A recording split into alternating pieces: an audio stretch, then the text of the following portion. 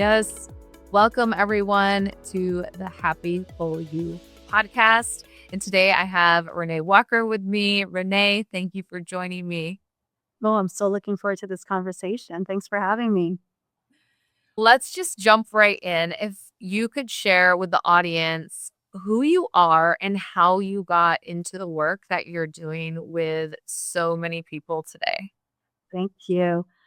I am a mindset and a spiritual teacher. I, in the process, support, hold space for people to really come back to themselves, to connect with their higher knowing, their intuition, so that they can live their soul's purpose, really. And I got to this work, I want to say accidentally, but haven't we all in some way, right? Over 20 years ago, I remember my kids were toddlers and I was asked to join this coaching group, not knowing anything about it, but just thinking I could certainly use a day off or an evening off at the time. And my coach at the time asked me this question, which was, what do you tell me what you really want? Like, why are you here? And it was such a simple question, but it just completely floored me, stopped me in my tracks. I wasn't unhappy at the time per se, but I realized in that moment that I had never really asked myself that question, that I had spent by then I was in my late 20s, but I had spent my whole life really doing what was expected of me, doing what I thought was the right thing to do. And so that opened up a whole path of discovery, self discovery, and learning to, or mindset healing in time, really connecting on a spiritual level, and then really feeling the calling to share that with other people. Isn't that a interesting place we get to? That place where it's not great, but it's also not too bad. Yes. That space where I call it the meantime, where it's from like our lowest low to our highest high, where we go on like Mhm. autopilot type of thing. And that's where like you wake up eventually and it's a year passed, 5 years passed, a decade passed. What am I doing? Where am I at? What do I want? So when you talk about the higher knowing, the Mhm. intuition, like what is that? Mm. Your intuition is, and I'm glad you're just asking that question because I find there's so many buzzwords these days that we use, but we don't necessarily take the time to define it. I do work from a belief that there is a higher energy, so a higher power that is at play. And we can use all different words for it, but something that is greater than us. And so our life, really, we are in co creation with this energy. And our intuition is the way in which this higher energy, this higher power is always speaking to us, guiding us, sometimes redirecting us. And so learning to really come back to that inner knowing, that voice that we all have. But for most of us, maybe the volume on it is lower than the volume of all of the external noises and the shoulds and the expectations, and all of that combined feels like it's hard to hear it. It's always present. We've lost that connection to it. So when I speak of intuition, that's what I connect with. And so how do we turn that volume up to hear Mhm. that intuition? The first part, the first piece to it is really to slow down enough to actually be able to create some space and to come back to the stillness, the quiet that exists. Because we, especially now, maybe 30, 50 years ago, we didn't need it in the same way as we do now. But now the distractions, the external noises, as we talked about, are so loud. There's so many shoulds, right? We are bombarded, especially in the world that we live in, with social media and technology, which is great. It connects us, and at the same time, it can potentially disconnect us from ourselves. So I think the most important thing is to actually be intentional with creating space to be able to hear yourself, to hear that higher knowing. And whether it's, I'm a big proponent, I am a meditation teacher, I'm a big proponent of meditation as a tool to help you cultivate that silence. But it can be whatever practice it is that for you allows you to turn off all of the external noises so that you can come back to yourself. So when you say slow down and create space, are you saying take some deep breathing? Are you saying put down your cell phone? Because some people might be saying, okay, yeah, but what do you mean slow down? Like, how do I do that? This voice in my mind is going, "Da-da-da-da-da-da." Yeah. What are Yeah. some things that you recommend that people do to slow down and create the space you're talking of? Yeah, so I would say that it's being able to be present. So your intuition speaks to you in the present moment. It doesn't speak to you in your past or kind of the thoughts that you have in your future. It speaks to you in the present moment. Usually, and this is another thing, is we tend to think that it's in the mind, it's these thoughts that we have. And your intuition could sometimes speak to you from this knowing that you have or sensations that you have, but it's speaking to you through your body, which requires you to be fully in the present moment in order to be able to hear it. So anything that helps you, the practices that help you stay present right now and connected to your body. So that's where I said, like, meditation is a beautiful tool that helps you cultivate this present moment awareness. It helps you to be present in your body, to pay attention to what is showing up, to how you're feeling, to the thoughts you're having. You mentioned breath work. Breath work is another beautiful tool to bring you in your body, to bring you in the present moment. But it can be a walk outside in nature where maybe you don't have the podcast on or music, where you're able to actually sit and to be with what is. Whatever environments or practices that allow you the gift of being able to be present. Working out is a big one for people often because, again, they're less in their heads, you're more in your body. That's where I know I get a lot of downloads because I'm not thinking about things too much. I'm actually in my body sweating. I'm too tired to be in my thoughts. And then that's when you get the inspirational hits, right? In those moments. So it really is less about what we're doing, and it's more about being in or being, right? To be in that space of being where you're present to what is. Does that make sense? There's so many different tools we can do, and I think sometimes we get caught up in that when it's less about that. You can be washing your dishes and be fully present. And if you're present to the experience of what you're having, then you are creating space. You are actually disconnecting from all the external noises. So it's any moment where you really are cultivating this present moment awareness. Yes. I had a moment yesterday. Mhm, I was mhm. driving down the highway and I had this idea that came to me for when I do some of my keynote speaking. Yeah. I wanted to shift how I open it up. And this amazing idea came through, and I started to record as if I was talking on a stage. And I sent it to one of my coaches I work with. And I just started as if I was, like, on stage. So I didn't say, "Hey, I just had this idea," nothing. I just sent her this recording, and she messaged me back. "That was what was that? Like, I wanna know more. Oh my gosh." And I was like, "Girl," I was literally just driving down the street, and, like, we had coaching sessions about this. Like, Mhm. very, "Okay, I'm so focused, like, I wanna make this shift and do that." And then it is interesting how when we get quiet and we're just focusing on what's here, it's like this for me, it's like a little knowing that comes in or a little soft idea. That's how I feel like my intuition serves me. But Mhm. what would you say intuition is not? Yeah. Like, how? Because some people say, like, "How do I know it's my intuition?" Heard that before. Yeah, that's a big question for people.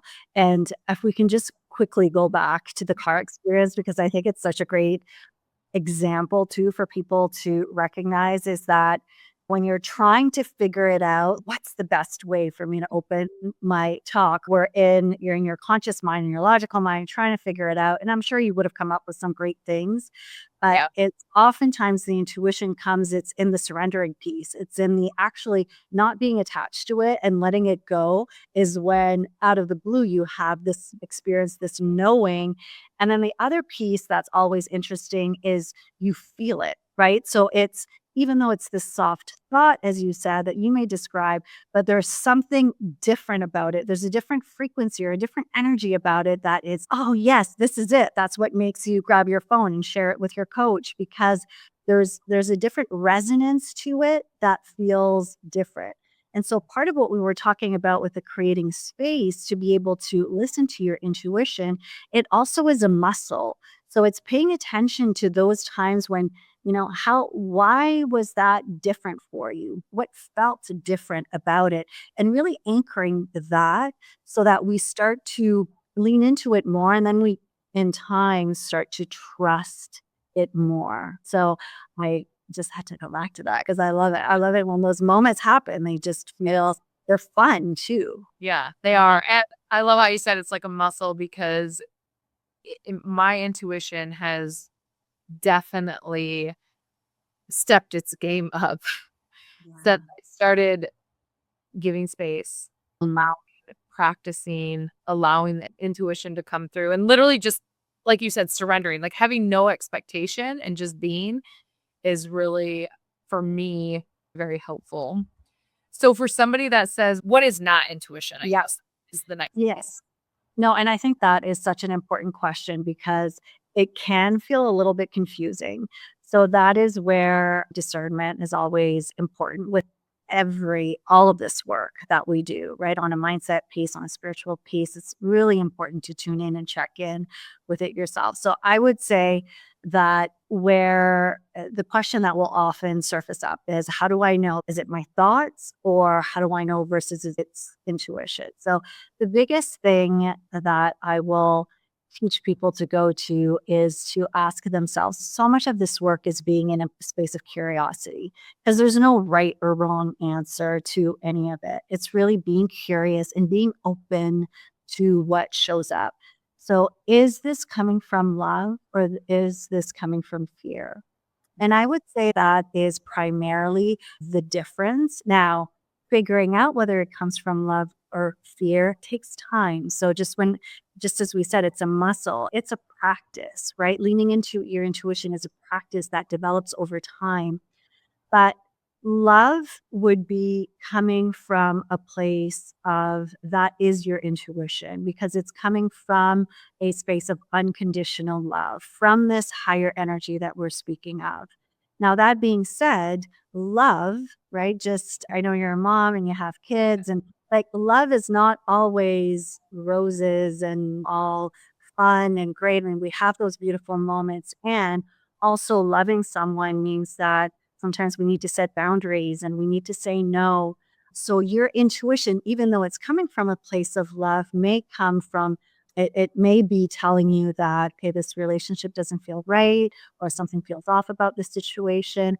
So it can still be warning you, but overall, the energy, the feel of it is it's protective, it's loving versus more your ego coming from a place of fear, which is, and I know you do a lot of work around the subconscious mind and your nervous system, which is wired to protect us. So it makes sense that will be speaking to us more from a place of fear, of keeping us small. The intuition is more expansive, while as fear, your ego, your subconscious mind is more protective. It wants to keep you safe. It doesn't want you in this expansive place. It wants to be able to control the environment and know what's happening so that it can keep you safe. So those are like the two that they're always working in dual. Everything has this duality to it from an energetic perspective. So love versus fear, expansive versus more contractive, more keeping you safe. And it takes time. And this is the part that, it's important for everyone who's listening to us to understand that it takes time to develop this practice. It doesn't happen overnight. Just like any relationship that you have, you wouldn't meet someone and just expect for that relationship to immediately be deep. It takes time to get there. You get to know, to be curious, to lean into it. Yeah, absolutely.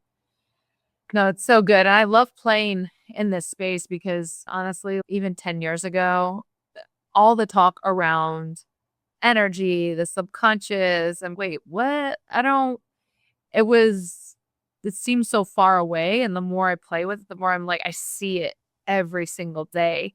And one thing I've found for myself is when the way I differentiate is, was that my intuition or not? If it is me being reactive, I know that was not my intuition.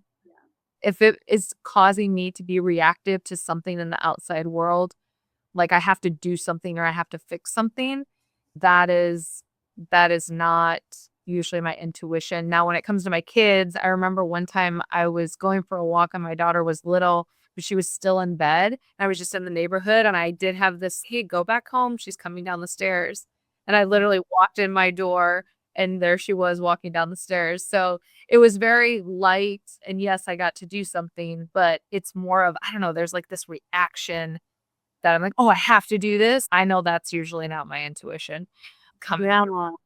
And I think it's so important for us to develop the practice of asking, where's this coming from? Like Mm. before even like making those decisions, is this coming from? So the terms that connect with you, is this reactive or is this is this me being intentional? Whether it's using those words or is this my intuition or is this my ego? Is this love? Is this fear? Whatever it may be, the words that connect with you, but always pausing and checking in. And I think, like, for people who are watching this, who are business owners, like, your intuition is one of your greatest superpowers, right? Because we can over time, like, when you're checking in, and I know even I also host a podcast, and I remember when I made the decision to launch the podcast, I really had to sit with myself and ask, okay, is this an ego-based decision, or is this truly because I'm feeling like this intuitively is the next step for me to be able to do the work that I want to do and to share it in the way in which I want to share it. But pausing to ask ourselves those questions on a continuous basis really helps us to stay in a more intentional place versus living from a place of being reactive, which is where, you know, A lot of people live it's, that. yeah, I was going to say the majority of people, I don't know if that's a little harsh, but Well, I maybe. mean, I used to live that way, so it's we're all more alike than we are different. So I think it's definitely one of those things that we, yeah, like we can be in this reactive world. That's the polarity of here on Earth and the density of being here. So now, when it comes to, there's this ability that we all have and a practice to trust our intuition, and we can trust it. It can come through stronger and stronger the more we practice it. Like you said, it's like a muscle.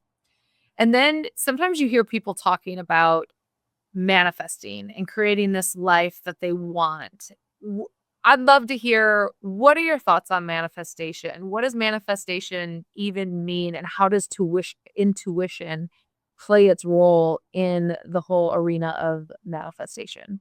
Definitely another buzzword right now is manifest. Yeah. We hear it everywhere.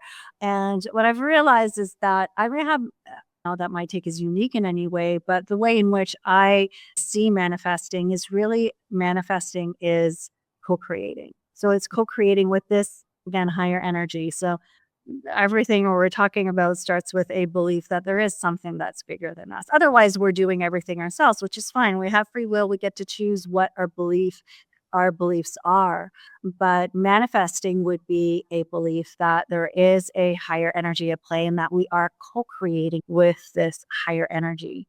Now, sometimes we hear of manifesting more from a physical desires. Oh, I want this. And so I'm going to visualize and see and believe. If I believe, then this money is going to come to me or this car or whatever it is. There's been a lot of focus on it from an external place, which not that there's anything wrong with that per se. But manifesting for me, it really is about bringing you towards your soul's purpose, which is why we're here. The lessons that we're here to learn, which is unique to us, but also our soul's purpose is for us to be our fullest expression, the fullest expression of who we are, meaning that the gifts that we have, the experiences that we've had, everything comes together for you. Your life is unfolding for you. And so, in order to manifest and to really be our fullest expression, it starts with paying attention to our intuition, because that's how this co-creative energy is connecting, is communicating with us, right? So our intuition plays a big role in it, because that is really where we start to create some space, to pay attention, to lean into this intuitive knowing. And then once we start to turn up the volume on our intuition, on where we're feeling guided to go, to not go, all of that, we start to figure out, or to pay attention to the desires that we have, the callings that are showing up from this intuitive place, not from the place of fear. So, not ego driven, not that I need to have this because it's going to give me what I think I need, it's going to validate my experience. It's really now coming from this inner place. So, we have the desires, we see someone on stage, and you're like, oh, wow, there's something about that that lights me up. I want to do that too. So now that becomes this desire. And then the next step, we're paying attention to our intuition. I call it the ask please space, because we are in communication with the universe. We are asking for what it is that feels good. We're listening, we're paying attention. And then, of course, we're asked to take action. So if it's the stage, for instance, from there, there's a desire, and now, ooh, I really want to be a speaker, for instance. It's not, what I've learned is that it's not really about being the speaker. It's about who you become in the process of being the speaker. So it's all of the healing that takes place. I know for me, one of the biggest fears I had to really move through is a fear of being seen, right? I just was hiding for so long. And I would tell myself that, oh no, I prefer to be behind the scenes. That's where I'm good, and this and that, until I realized, no, that's me playing small. And I actually do have a message that I want to share. So, in taking the action, so that's the becoming place. And then there's always the piece of surrendering, of letting go of the attachments, of knowing that it may not be, again, about being on stage, but that desire, that calling, that wanting is leading you towards here. But maybe the universe needs to redirect you that way, but you have to come here in order to be redirected, or you wouldn't, like, you can't go from A to C. You have to get to B in order to be able to even see the C in front of you, type of thing. So when I think of manifesting, it's bigger than manifesting one thing. It really is a whole process of becoming, and the whole identity piece around that, which I think is ultimately what it's all about. Yeah. And I truly love how you said it's like about that process. It's not just about getting on that stage. And as you said that, what's interesting is as the stages become bigger and bigger in my life, I find myself still sometimes being like questioning my ability. I'm okay at this level. And then now I have this other opportunity that's like leveling up. And then I'm like all excited for it. And then as it gets closer, I'm thinking, oh gosh, can I really do this? And then, so it's interesting how sometimes that fear comes Yeah. back in because I feel like it never truly goes away. We get better at saying, oh, okay, fear, I see you, but I'm not going to spend that much time worrying about you this time like I did. Yeah. So I think that we all get to be prepared that I think it still comes in to check us. Yes. For me, it does. And I try to step over it faster than I used to. I used to stay in that fear and stay smaller for longer periods of time. And now I have this play where I sit and giggle with myself. I'm like, oh, you're doing that self-sabotaging thing again. Oh, okay. Yeah, because you're not good enough. Geez, you don't deserve to be here. Oh, this was just a fluke. Like I literally like talk to myself how I would talk to a friend when Mhm. friends, oh my gosh, I don't know if I can do this. And I'm like, really, girl? Are you serious? You don't think you can do this because you've done this and this? And of course they see you. Of course they want you. So it's like playing with that whole fear because the reality is I feel like it never fully goes away. No, absolutely, and I love the way that you share it. And it's Gay Hendricks in The Big Leap talks about it as, like, our upper limit, right? So, Mm, we're always hitting because 'cause we're here, our purpose is to always be to expand. That's why it never feels good when we're feeling stuck and we're just staying in the same place, like, we are here to expand, and so as you said, the stages get bigger, the being seen is on a different level, so it's okay to take your time, but we're always it's this thermostat setting, and this feels safe. And so as soon as I start to tap on that limit is when we start to self-sabotage. But the interesting thing, and as we're just talking about it, and as the way you talk to yourself is that because you have once you start to have an understanding of it, then you see it for what it is. You're like, "Oh, I must be doing some great things because here we go again." The fear is playing out because it actually means that I am doing something that is a stretch, that is beyond what my capacity is. So much of it in the becoming is increasing that capacity to hold. And you're right, it's always going to be present if we are in a state of expanding and we're answering that call and we're doing more things and we're paying attention to where we're being called. It's always going to ask us to move towards more expansion, which is never going to feel safe. That's the thing. It's always going to feel like this what I know there's times when you're like, "Okay, enough." yeah. Yeah. It's never going to feel safe. It's never going to feel easy. And sometimes I think there's always that question, am I ready? And it's, of course, you are, or else you would not be met with Yes. this opportunity. Opportunities only meet us when we rise to the level of that frequency, that energy, and we are ready.